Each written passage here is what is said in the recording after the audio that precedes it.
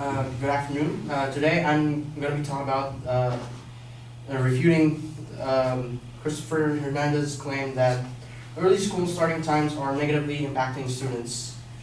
And he supports this in two supporting claims, one being early classes cause developmental issues, and proving how the circadian rhythm could be disrupted, which causes a shift in the body's natural clock and disrupting the teenager's sleeping time. On his first claim, he follows this up by naming the causes, the effects of losing sleep. One, it can lead to early obesity and higher rates of depression and anxiety. And two, long stretches of not getting enough sleep can disrupt the immune system, which would make you more susceptible to illnesses. Now, in this speech, he is problematic when he does not provide any sources or evidence to give us a reason on why it would cause these issues. He does not provide any data on how many people are afflicted or affected by these issues. And during his speech, he also cites the schoolstarttime.org as a source from where he got these issues from. The problem being that the website was created by Dennis Nolan and it was written by Dennis Nolan, but Dennis Nolan is not a doctor nor specialized in any sleeping studies. He is a juvenile lawyer, and he should have no authority in speaking about this topic. On his second claim, circadian rhythm, to refresh your memory on it, it would be an internal clock telling you when you sleep and when you wake up. The problem being, it wouldn't only be the school starting times that would disrupt the circadian rhythm, but most commonly would be the jet lags of people when they're crossing a different time zone. And it's been known that you can easily adjust it by scheduling your sleeping times ahead of schedule. And I believe a more direct cause of disruptive sleeping schedules would be technology, specifically phones. And according to the Massachusetts Aggression Reduction Center, that by 5th grade, 40% of children own cell phones.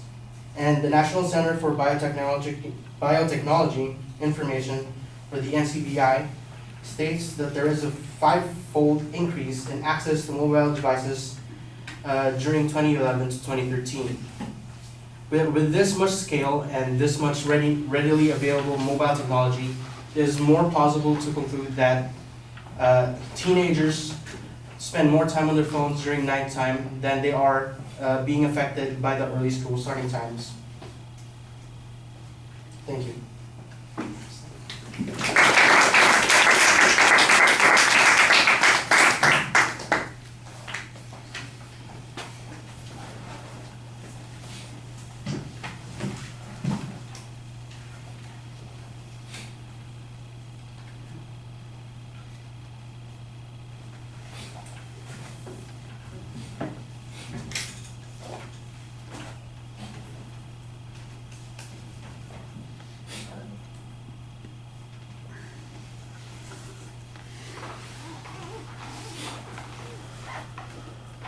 All right, Vince, you set up the advocate's argument pretty clearly. You preview what the supporting points are going to be. On the first one, on concerning losing sleep, basically your general challenge at the beginning is that there wasn't a source citation or particular evidence on those general problems.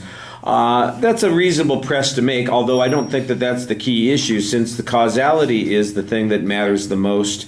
I think maybe some arguments about whether or not losing sleep is related to the schools. I think that's the thing that you need to be talking about. You do talk about that a little bit more on the second point. And I do think that there's a good press here that says that there's no data on the number of people who are affected.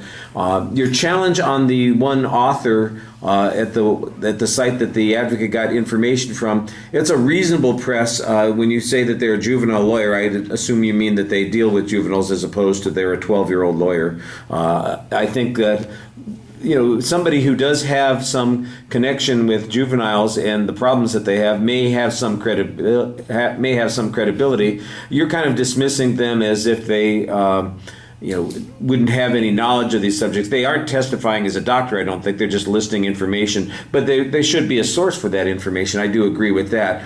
But I'm not even sure that it's all that important to deny that there are effects that come from losing sleep. You don't suggest that there aren't any. You don't really contradict that position. You just kind of generally press it, which, like I said, a gentle press is okay.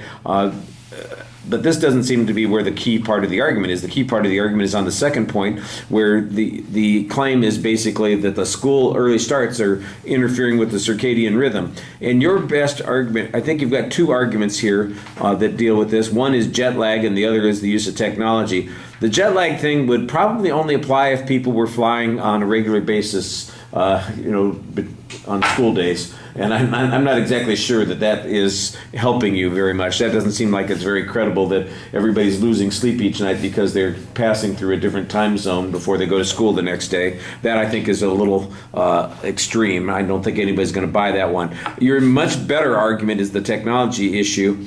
I like the fact that you started with the information about the number of kids who have technology and that it's increasing rapidly. What's missing here is the information that shows that this technology is interfering with their sleep. I think it's probably true, but I'm just guessing on the basis of what my inclination to believe things is. You need some evidence that says kids are spending all their time at night texting their friends, and playing video games on their technology, listening to music, watching these things. I know there's information about how even when the technology is not being used, it can interfere with people's sleep cycle because of the blue light that goes on there or the sensitivity to these phantom vibrations that come up. So I think there's a good argument to be made here, but it's underdeveloped on this particular point, and you need to have more information on that. All right, thank you.